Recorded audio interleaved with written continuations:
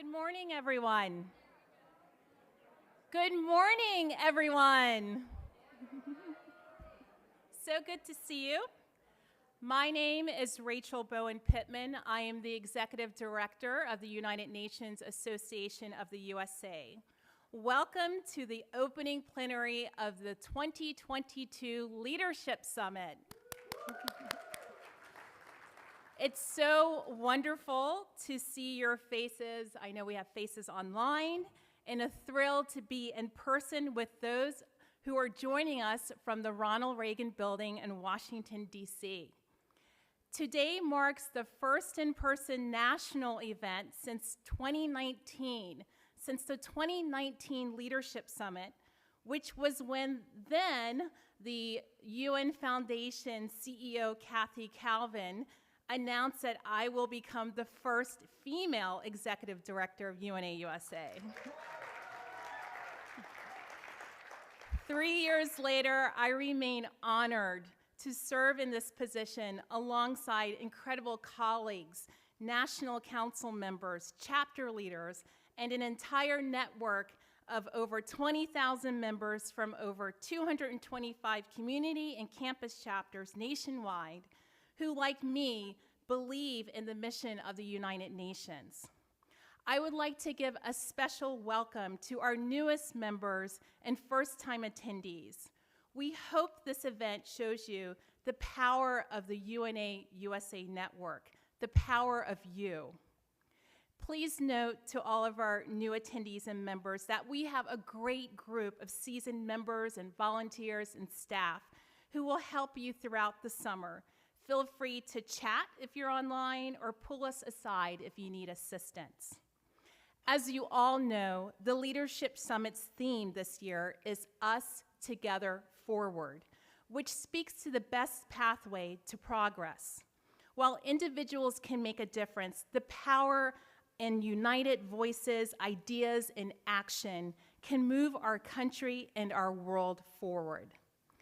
The united front to make changes is needed because we are in a period where humanitarian needs are growing, democratic values are being tested, and global cooperation is weakening. In this year alone, Russia launched its war on Ukraine in February, forcing over 6 million Ukrainian refugees to neighboring countries and leaving millions more internally displaced. The Taliban is barring Afghan girls from attending school beyond the 6th grade. The overall number of COVID vaccines administered has risen dramatically, but so has the inequality of the distribution.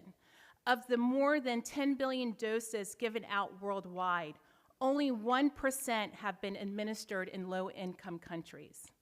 And in our country, meanwhile, there have been over 200 mass shootings in America 200 mass shootings in America, 4 people killed at a hospital in Tulsa, Oklahoma, 10 black people killed by white supremacists in Buffalo, New York, and 19 children and 2 teachers killed at their elementary school in Uvalde, Texas. And the Supreme Court seems ready to give a major blow to sexual and reproductive health and rights by overturning the Roe v. Wade decision this summer.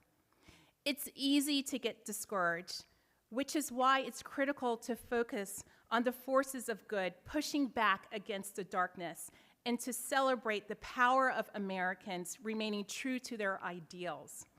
We saw the world come together at the United Nations to overwhelmingly condemn Russia's actions against Ukraine. We've seen UN programs and agencies do some of their finest work, UNHCR taking care of refugees within and outside Ukraine, UNFPA ministering to women giving birth, World Food Program plans to reach 4.5 million Ukrainians with food assistance in the next 3 months, and I could go on. In Yemen, after 6 years of war, a UN-negotiated ceasefire has been extended. In our country, after years of unrelenting advocacy, U.S. women's soccer convinced the U.S. Soccer Federation to finally give women soccer players equal pay in international matches and competitions. For the first time in more than 25 years, representatives Sarah Jacobs of California, alongside Representatives Joaquin Castro of Texas and Tom Malinowski of New Jersey, put forth an amendment to lift the artificial cap on UN peacekeeping dues so that the U.S. can pay its dues in full. While we still have ways, yes, you can clap for that. While we still have ways to go, this is a crucial step, and we got there in part because of your advocacy. And of course, there are the success stories from our UNA chapters. Just a couple I'll tell you. UNA Southern Arizona chapter raised $200,000 in donations through its gift store and an anonymous donor to provide funds to UNICEF's relief efforts in Ukraine. UNA Greater Detroit UNA Greater Detroit provides resources for water testing and connections to water groups in Detroit metro area, as well as provided bottled water for Flint and Hamtramck, Michigan, after lead was found in their water. As UNA USA members who are strong UN advocates, we have an opportunity to play a part in our nation's path and its role in the world to ensure a more sustainable and just future. You are the focus of good pushing back against the darkness. This leadership summit is your moment to learn more about the pressing international issues, to see firsthand how you can impact Congress, and to witness the power of your advocacy. It is your moment to build a network of like-minded individuals who believe in civic engagement and are acting on advancing the UN Sustainable Development Goals in their communities. It is your moment to tell members of Congress why full US funding and strong US leadership in the UN matters, because the UN is the only organization that can bring together 193 nations to address issues such as poverty, climate change, gender-based violence, and global pandemics. And it's your moment to have fun. These last 2 years have been hard and stressful. I encourage you to use this as an opportunity, online or in person, to reconnect with old friends or make new ones. I also invite you to join our celebrations at the end of each day. Over the next few days, you will see how our individual moments together have the power to address issues like hunger, gender equality, and systemic racism in our communities. It will remind us that as voters, we can hold our elected officials accountable. And it will show you how our UNA USA network is incredibly valued by the United Nations, because we are the largest grassroots movement with a mission to educate, inspire, and mobilize Americans to support the principles and vital work of the United Nations and its agencies. You've heard me say this before, a lot of you, but I will say it again. The world needs the UN, and the UN needs our voices. Once again, I want to thank you for joining us for the 2022 Leadership Summit.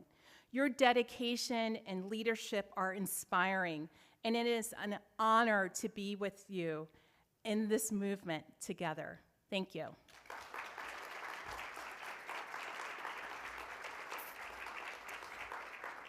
And now I'd like to introduce you all to my better half at UNA USA, the rest of our national office team. So if our team members, I'm going to call them up. Can I do that? Okay. First, I'd like to welcome Farah X, Senior Director of Programs and Policies, who spearheaded the production of the Leadership Summit. She is our second in command at UNA USA and oversees our membership programs and communications, just to name a few. Maria Mala is our grassroots advocacy manager and the summit's Hill Day organizer. I'm pretty sure you heard a lot from Maria. She manages our advocacy programs and works closely with chapter advocacy leads and the Pride Affinity Group. Katrina Finch, our community outreach manager, who manages our community chapter program and works closely with chapter leaders and the Human Rights Affinity Group. Maddie Wren, Youth Engagement Officer, who manages our campus chapter program and works closely with chapter leaders, the Youth Observer Program, and the Young Professionals Affinity Group. Victoria Dang, Chapter Engagement Associate, who supports all of our chapters and works closely with the UNA Women Affinity Group. Elizabeth Lemons, Member Communications Associate, who is the driver behind UNA Communications website and social media. Thank you, because I'm not good at it, as well as works with the Educators Affinity Group. And we have one team member who is missing today, Troy Wolf, our Senior Director of Partnerships and Special Initiatives. He's managing another program this entire week, but he also manages partnerships and leads our Diversity, Equity, and Inclusion Task Force. You gave me a look like I missed him one. Okay. And then there are two more honorary, I'm going to call them honorary UNA staff members that I want to mention for their support on the Leadership Summit. They are Taylor Grecki, Director of Global Events, and Claire White, Senior Associate of Global Events at the UN Foundation. You've probably seen them run around. They're the ones who helped do all of this, the catering. We couldn't have done it without them. So thank you, Taylor and Claire. And most importantly, I want to give a special shout out to the Leadership Summit Committee of the National Council, led by Chair Tate Wimberly and Vice Chair London Bell, for their hard work and energy in organizing the summit along with the UNA USA team. Thank you so much for all you do. So Tate, London, committee members, thank you. UNA USA cannot do what we do without the incredible support of our partners like the United Nations Federal Credit Union, UNFCU. Our longtime partnership demonstrates our commitment to provide opportunities to explore global issues, challenges, and solutions, which in turn will develop more informed and better equipped global citizens who can play a role in making this world a better place for everyone, everywhere. And it is my pleasure to bring to the stage Elizabeth Philippe, Senior Manager of Business Development and Media Relations for Marketing and Global Affairs at UNFCU, to provide a few remarks. Elizabeth?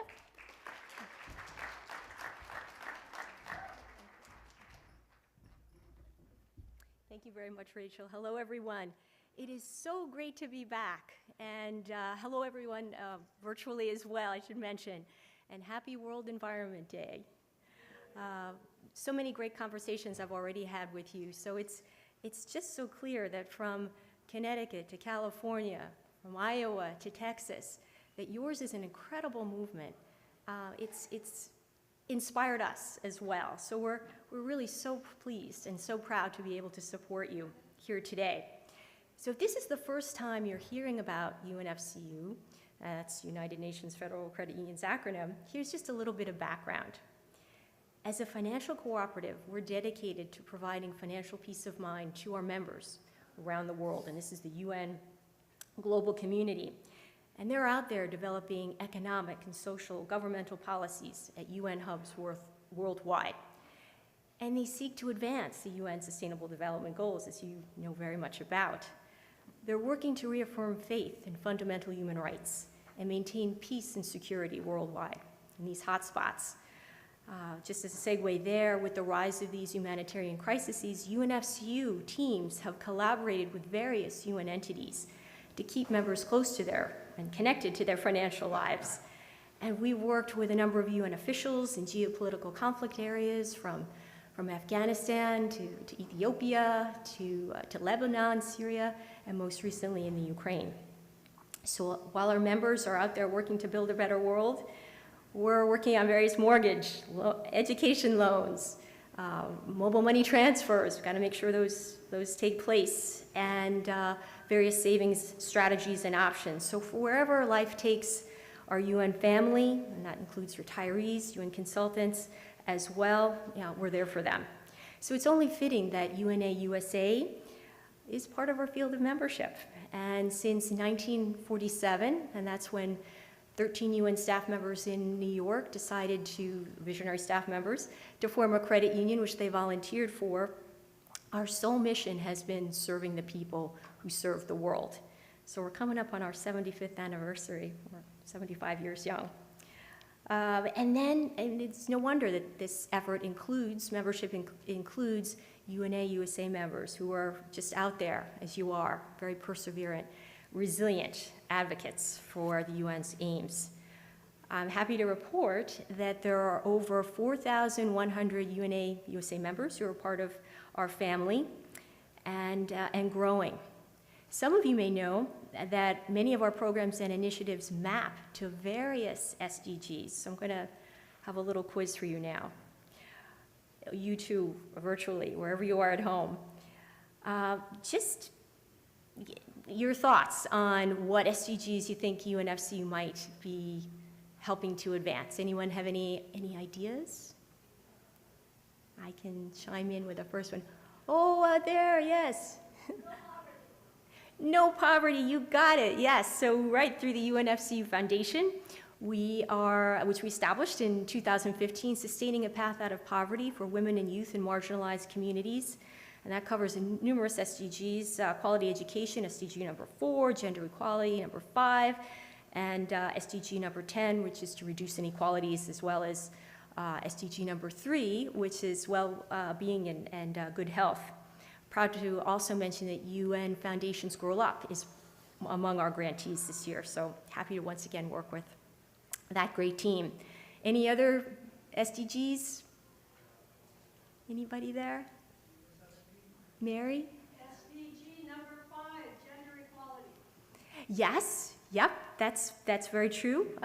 We also work very closely with a DEI effort, both at UNFCU, and we're also working and collaborating with various credit unions across the United States, North America entirely, Canada as well, to all convene and try to localize the goals, and DEI is part of those conversations. There's also good health and well-being from UNFCU's side. We provide financial wellness, ongoing education with guides and videos and resources on our website. So if you want to learn how to protect against fraud, achieve financial well-being, it's all available there on demand. And then despite all of the year's unsettling events, we delivered a really strong financial performance. More information is available in our annual report on the ways that we move forward together in 2021. So you want to take a look at that. Also, just really quickly here, SDG number 8, and that is, yes, excellent, Bettina. So yes, we work to provide guidance, products and services to optimize savings and encourage everybody's strong economic growth. Financial cooperatives are also about building strong, sustainable communities. It's in our DNA. So that is SDG number 11. And we can't forget today of all days, climate action, which is SDG number? Excellent, yes. So for 6 years running, UNFCU has been climate neutral. And as I mentioned, we are leading this founded effort, the United Sustainability Movement among credit unions, really exchanging ideas and best practices, really looking at localizing these goals. And we were so pleased to have a UN climate strategist direct from COP address our summit. So again, just really trying to be a convener. And then my favorite SDG, anybody know? It's probably one of yours, number 17, which is? Excellent. So yeah, so with this release of the Intergovernment Policy Climate Conference report, I think we're all feeling that we've got to unify. This is a time, code red for the planet, as the Secretary General proclaimed. So we all need to take strides, and on this World Environment Day, we launched our impact report, available on unfcu.org. It is accomplishing 14 out of 17 goals. So you can take a look at the report, but don't print it.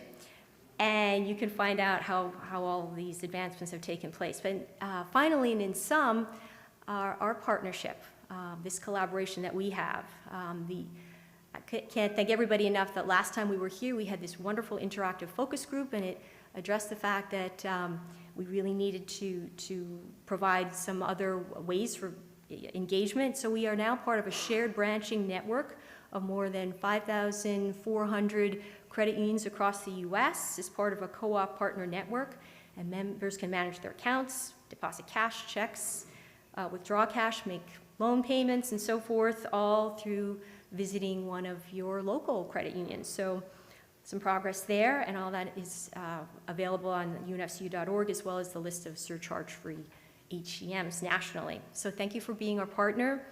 Really, everyone at UNFCU, board, management, staff, volunteers around the world applauds your efforts and your aims to build a better world.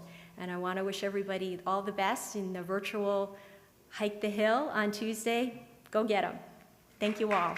Be well. And happy World Environment Day.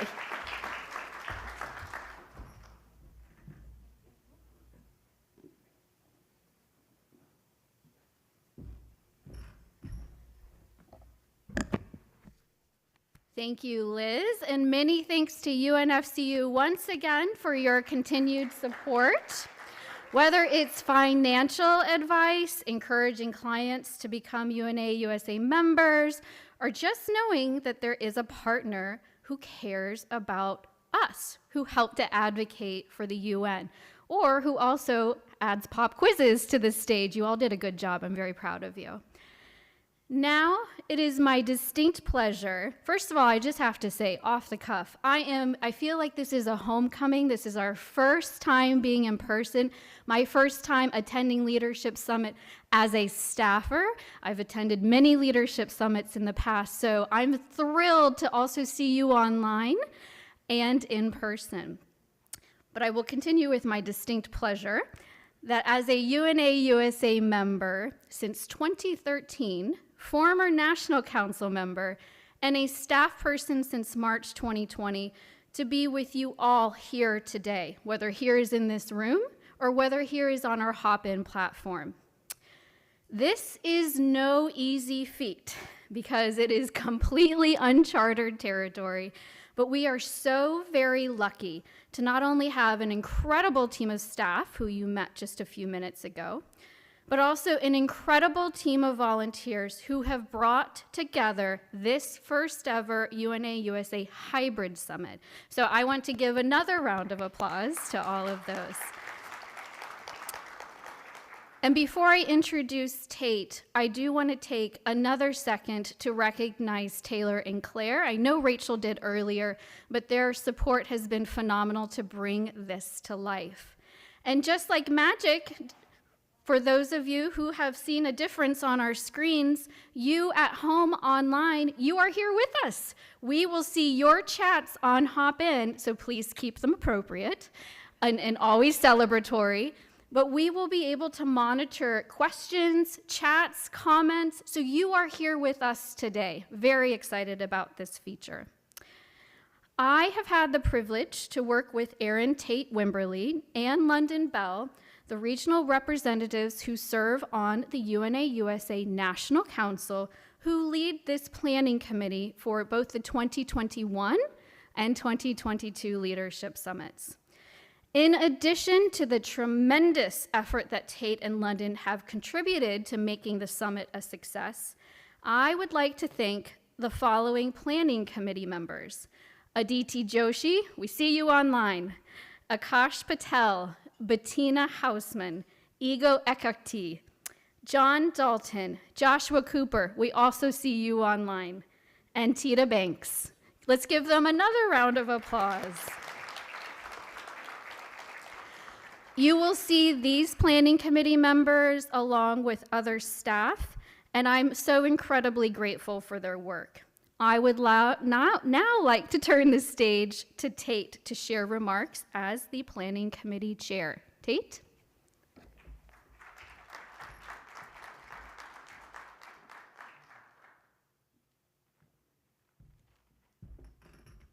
I am honored and excited to be here with you today. This is one of our first in-person and hybrid events that we've done. And I am the co-host of the Leadership Summit with London Bell, who has been amazing in this planning process. As a UNA member, I'm the board president for UNA Miami. I'm also on the National Council of the United Nations Association. Really, my passion for doing good for social causes, the environment, and really people connecting across borders is what drives me as a UNA member. It's really a pivotal time right now with where we are from a people, planet, and sustainability perspective. We are now more than ever facing more severe economic and social crises caused by catastrophic and dangerous climate events and inequality.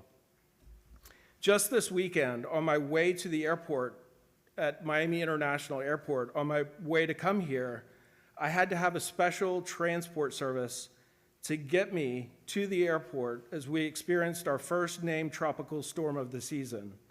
There were submerged cars floating past us as we were on our way to the airport.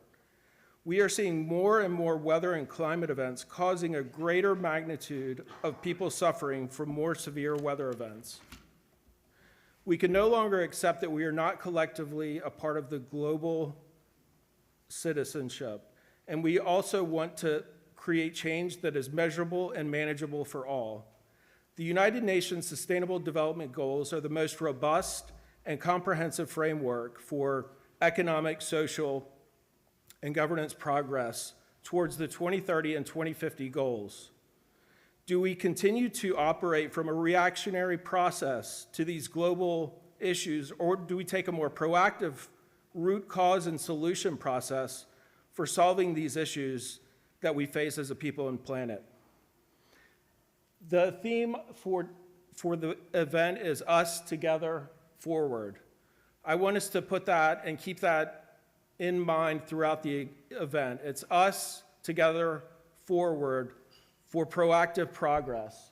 And what I'd like you to do is try to think about your own personal membership. Why is it that you as an individual decided to join? What's your passion? Those are the stories that I want you to share with the people that you meet, the people from other regions. What is it that caused you as an individual to come, to join us today, to be at this event? Those are the things that keep our membership strong, and that's what unites us. So for our Leadership Summit, we have 2 exciting days of connectivity with you, which I would consider our agents of change. And then the third day will be a chance to move from performativity to action by advocating with our politicians to take a more proactive approach in assuring the health and progress of our planet. I think those of you who joined us in person, I know I had an adventure getting here. I think all those who are joining virtually, we're all connected in this mission together. Thank you so much for your participation in this event.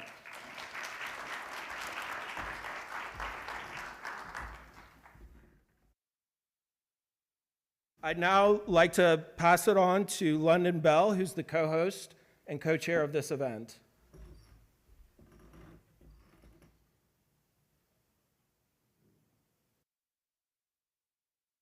And thank you so much, Tate. And I am thrilled to serve as the vice chair of the UNA USA Leadership Summit once again. Our Leadership Summit is one of my favorite UNA USA events of the year, and I have truly enjoyed working with you, Tate, our chair, Farah as our staff lead, and our amazing Leadership Summit Planning Committee. Together, we have planned an outstanding Leadership Summit for all of our members. As Tate mentioned, this is a unique opportunity to chart your own path, starting here at the 2022 Leadership Summit. If you're joining us online like I am, all of the plenaries will be live streamed, and you'll be able to submit questions via the chat feature. You'll also be able to chart your own unique participation in the Hop-In platform by choosing your breakout sessions according to your interests, by speed working, and by hitting that Expo tab to learn more about UNA USA, the US-UN relationship, and even more resources. If you need any help at all during your online participation, please chat Claire White or Katie Willem, or click the support button if you're having technical difficulties. And the best part is that you can connect with other Leadership Summit attendees online to share your experiences. This is our time as UNA USA members and UN advocates, and it's all about us moving forward together.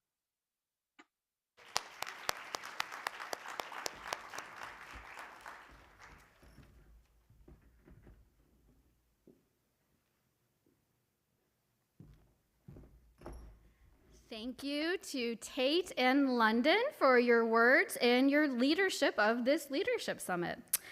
I would like to now take a moment to recognize that our organization, the United Nations Association of the USA, could not be the movement it is without you. You here, you online.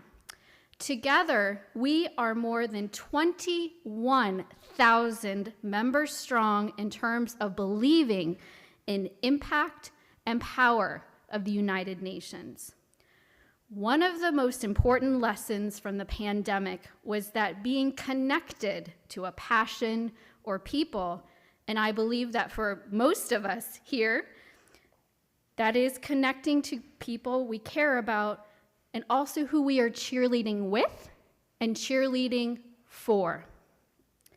That is why I'm pleased that for our opening plenary of day one of the 2022 UNA USA Leadership Summit, we are not asking some super high-level official or person with a 15-word title to serve as keynote speaker.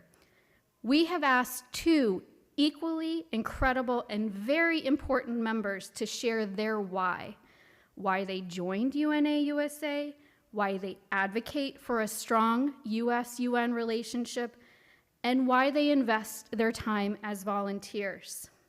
And unfortunately, as our landscape is these days, Emerson Johnston, who was going to speak to us, has been exposed to COVID and so is no longer able to join us this morning in person.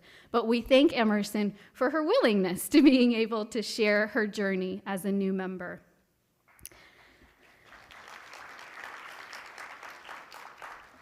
So we will now move to Edward Elmendorf. He is going to share his perspective as a seasoned advocate and a lifetime member of UNA USA. Ed has been a member of UNA USA since 2000 and has served as a long-standing president for the National Capital Area chapter. Ed has experienced interesting opportunities during his time as a UNA USA member, even appearing on C-SPAN, which I hope he touches upon. Ed, the floor is yours to offer more details about the colorful and meaningful journey you've had so far with UNA USA.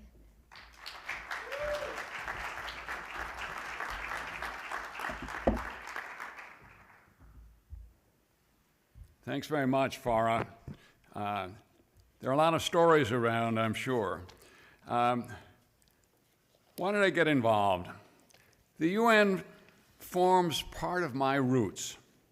My father advocated for a new world organization during World War II, prior to the establishment of the UN. But my UN and UNA life has been full of surprises. Not surprisingly, in light of my family concerns, I joined the U.S. Foreign Service.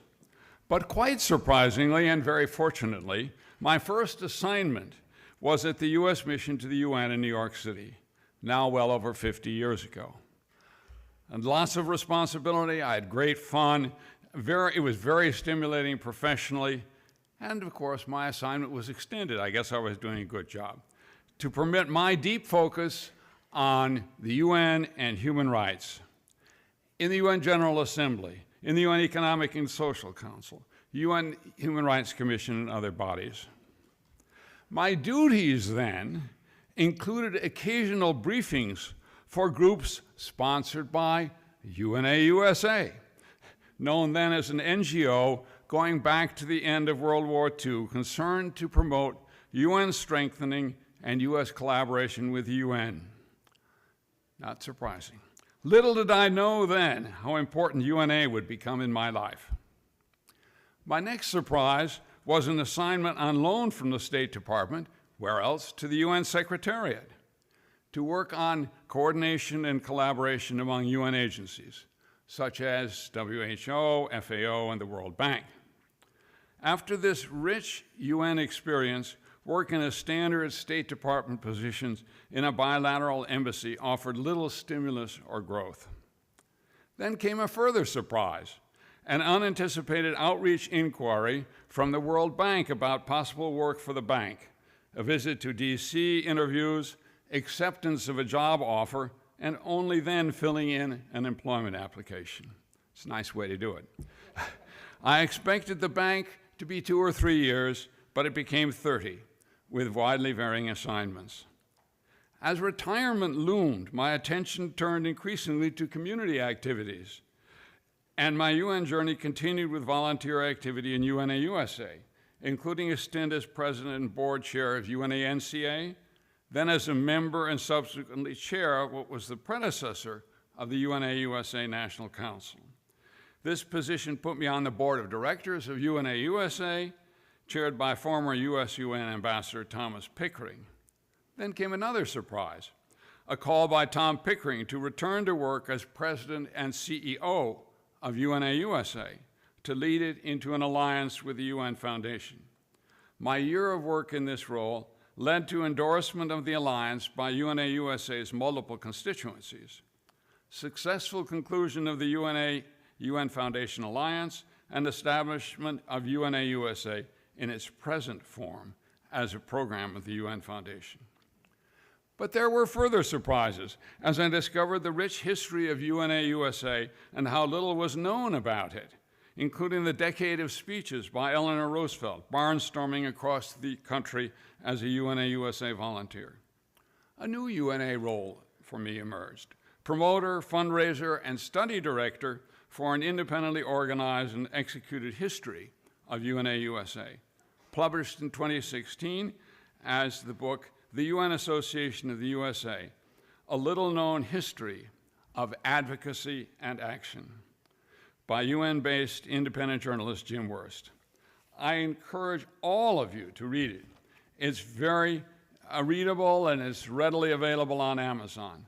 Plus, and more importantly, the book will help you to realize and appreciate the great legacy which each of you carries and enjoys in a civic action movement for support and improvement of the United Nations. Here's the book. You see Eleanor Roosevelt on the cover.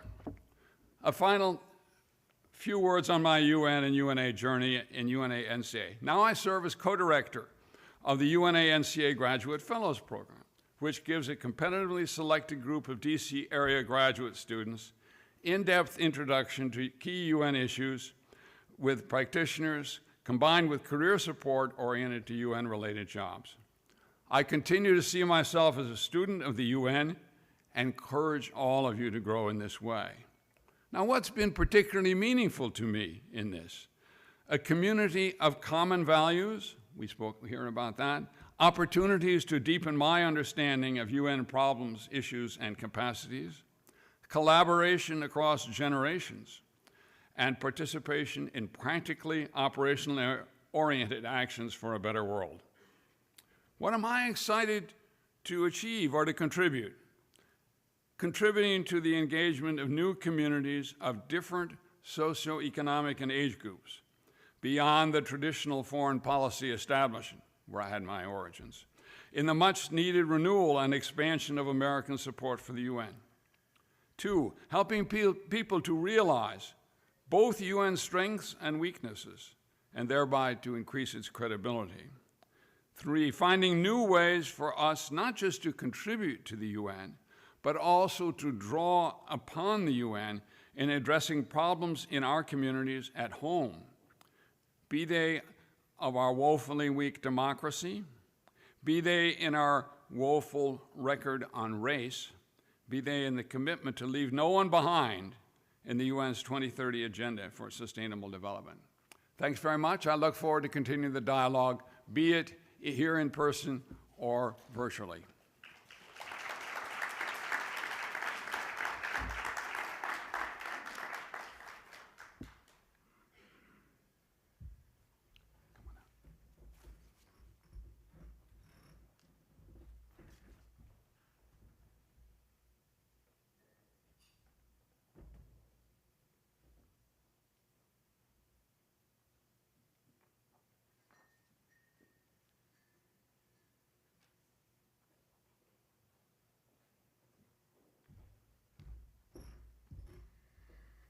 And I'm here again saying thank you to Ed, and unfortunately missing Emerson's perspective, to add to the many perspectives that can be found in our audience, both here today in person and again online.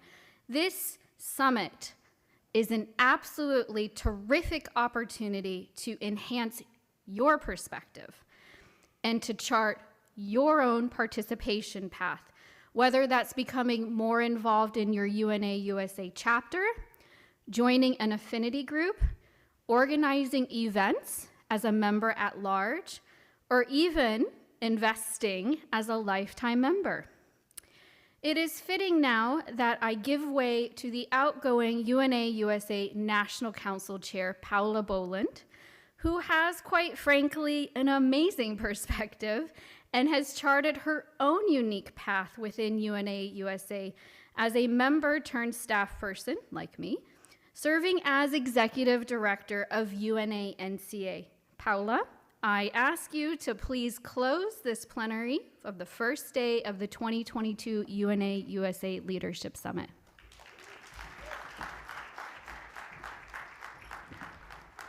Thank you, Farah. Good morning, everyone, and happy World Environment Day. Welcome to our new and continuing members, and thank you for your participation in this year's UNA USA Leadership Summit. It is truly exciting to be here after nearly, if not more than 2 years of virtual programming. And I'm very glad that this hybrid format allows everyone the opportunity to participate.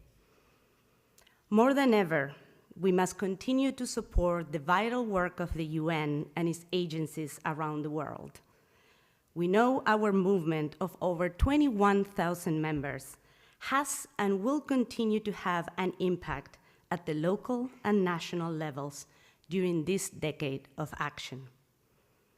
The growing challenges around the world call for greater leadership and support of the international community. Our advocacy actions have been and continue to be impactful in helping secure the much-needed UN funding and supporting the continuing US re-engagement in the multilateral space. As Dr. King stated more than half a century ago, we know firsthand that what affects one directly affects all indirectly.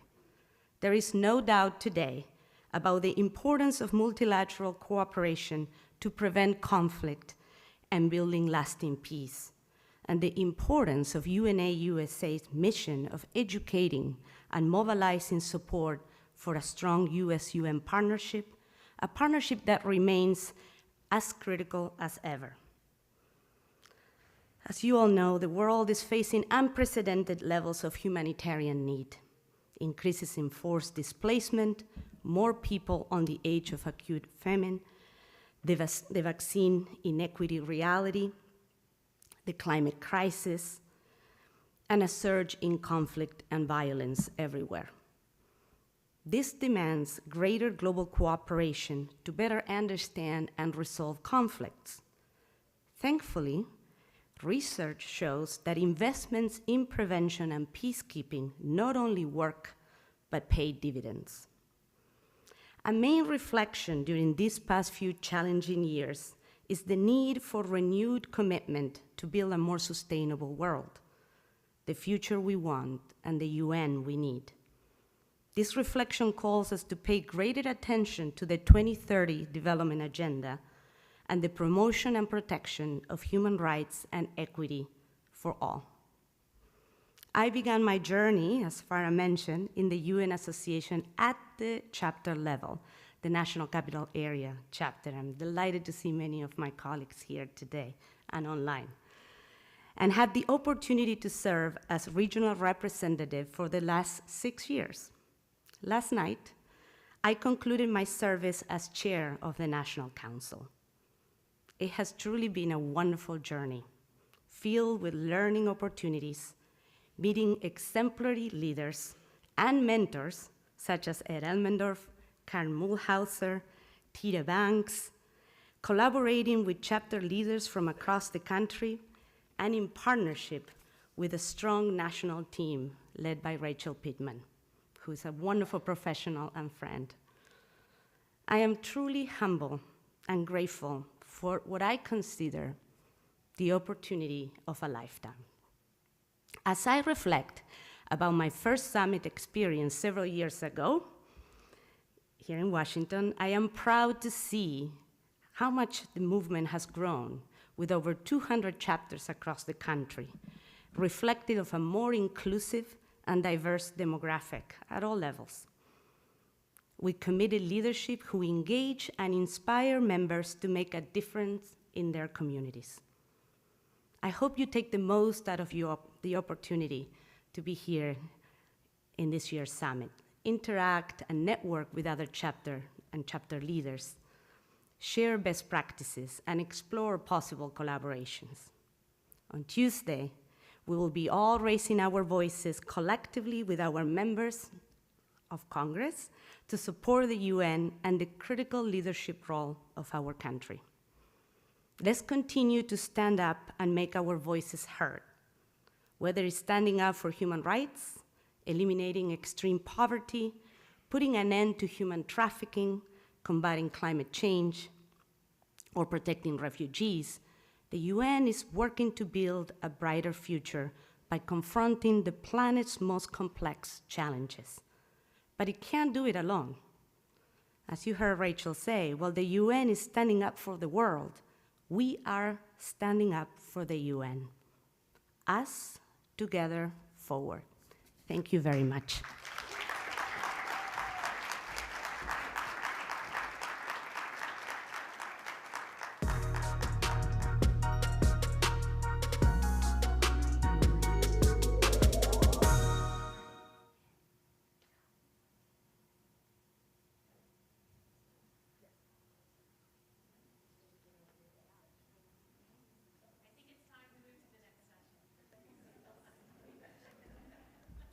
I've already changed out of my high heels. So now this is when you get to choose your breakout sessions. In Hemisphere A, the hallway to your left. All right, so you have your